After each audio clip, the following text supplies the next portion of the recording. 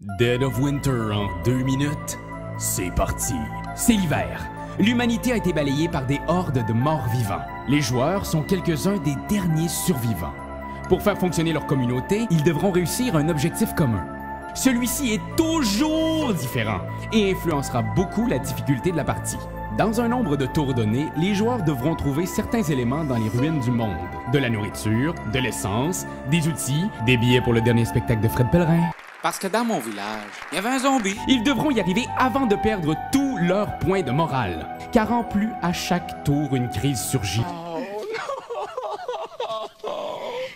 D'autres éléments à trouver en ville avant le prochain tour.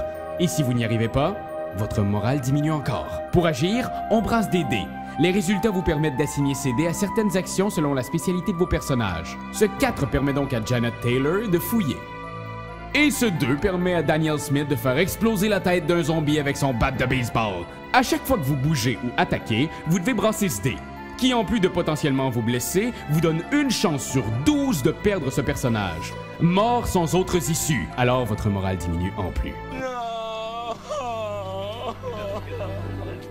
Vous devez vous assurer de nourrir tout le monde. Faut aussi entretenir les lieux, tuer les zombies attirés par vos personnages, parce qu'ils vous tueront s'ils sont trop nombreux, et votre morale diminuera encore. La tension est toujours palpable, surtout grâce aux cartes Crossroad, qui, à chaque action, peuvent déclencher des rencontres ou des catastrophes. Mais ce qui va vraiment vous rendre parano, c'est que tous les joueurs ont un objectif secret personnel qui peut être de faire échouer la colonie.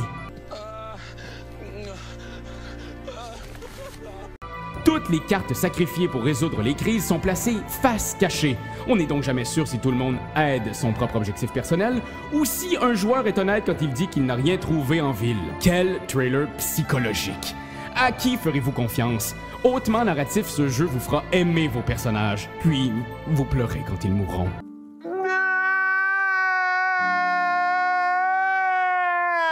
Mais ça va être vraiment le fun.